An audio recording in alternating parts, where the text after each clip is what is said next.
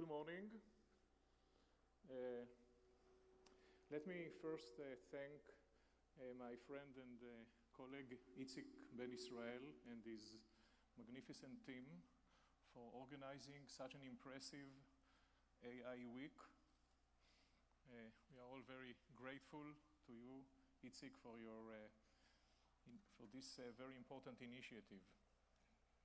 Now, AI is no longer the property of computer scientists, of mathematicians, or of engineers. It is the property of almost everyone in each and every field. We have AI in all our spheres of life. Either we already have it or we are going to have it in the near future. And at Tel Aviv University, we are going to establish a center, a multidisciplinary center for AI. At the core of the center, we are going to have AI, data science, machine learning, deep learning, and that core would be linked to all departments of the Tel Aviv University campus. All fields are potential users of AI, and we take very seriously AI at Tel Aviv University. Now let me illustrate to you how AI is crucial to law. Some of you might know that I'm a law professor in my origin, so let me give you a very quick illustration as to the potential centrality of AI in law. Now, you could imagine that in the future, maybe not in the near future, judges, at least in some areas, would be replaced by algorithms. A few years ago, there was an experiment done by a few researchers from Harvard University. What they've tried to do, they looked into one specific area, which is bail cases. Now, what are bail cases? So these are the cases in which the judge has to decide whether to release a suspect or an accused to release him for bail. And what is special about those cases, that at least sometimes you can know in a retrospect whether the judge was right or wrong. So if he releases someone for bail and the suspect did not return to trial, just escaped, it means, at least in retrospect, that the judge was wrong. So there is a kind of a control group here that you can see whether the decision was right or wrong, because in legal issues, in most cases, you don't know whether the judge was right or wrong. So it's very hard to test whether a machine, right, whether a computer could do it better. But in that cases, it's possible to see, or at least to focus on those cases in which, in a retrospect, there was an error, a mistake. So surprisingly, or maybe unsurprisingly, the algorithm did much better than the judges.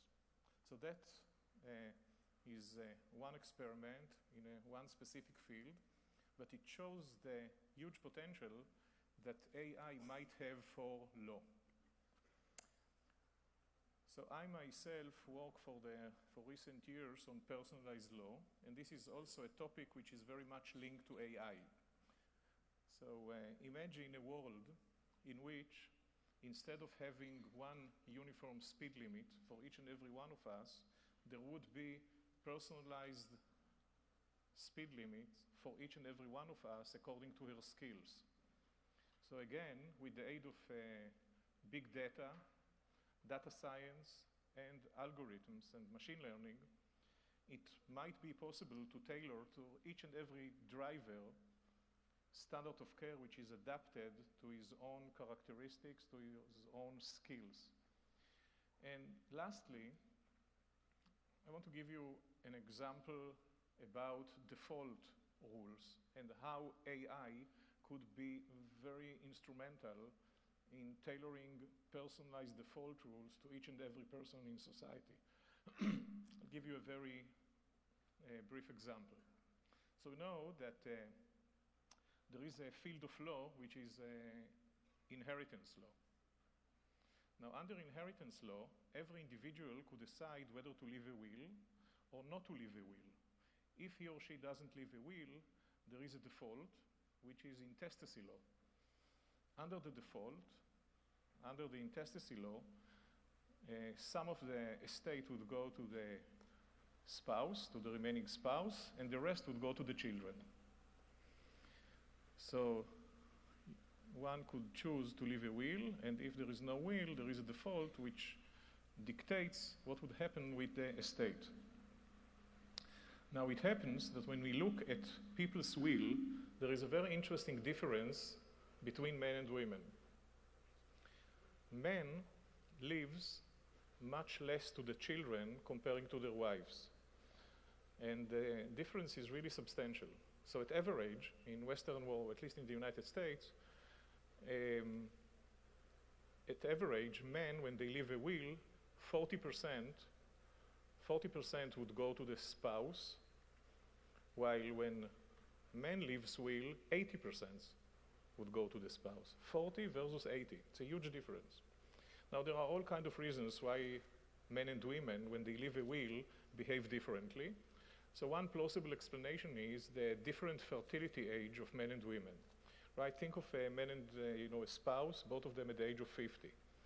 When the man leaves a will, he knows that if he dies, his wife is not going to have new biological children because she is at the age of 50, and it's too late to have, with some very exceptional cases, it wouldn't be possible for her to have biological children from future husband.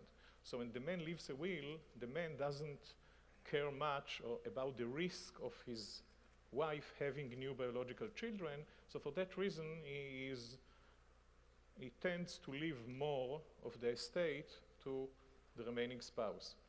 With women, it's different because the woman knows that at the age of 50, if the woman dies, it's quite possible that the man would remarry and would have new biological children, and that might explain the difference between the will of men at average and the will of women. But whatever the reason is, what's important here, that you could imagine that instead of having a uniform intestacy law to men and women, we could tailor a different intestacy law for men and for women. It shouldn't be the same. And if there is a difference between men and women, there could also be a difference between Jews, Christians, Muslims, and there could also be different between people at the age of 40 and people at the age of 80, and so on and so forth. So you could imagine, by using machine learning, big data, and data science, how each and every one of us would have a different intestacy law, a different default rule applies to her estate in case he or she dies. So this is an example, but the potential is huge. A lot can be done to tailor the law to each and every one of us, and that could be done with machine learning, AI, and data science. Of course, as with many other advantages in life, there might also be risks, and those risks should be taken into account. But you can see the huge potential that AI, or the promise of AI to law. It is to law, but it also to many other fields. So I want to complete where I started. Tel Aviv University considers AI to be a major theme for the very near future. We are going to establish a substantial center, multidisciplinary center for AI.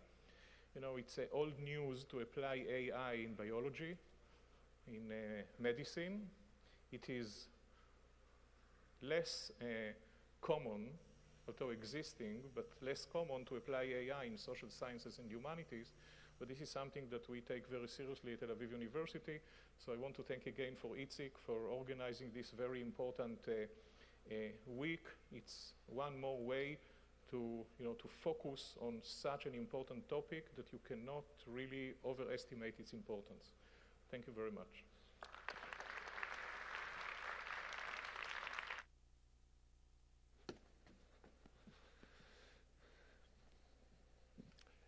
Thank you so much.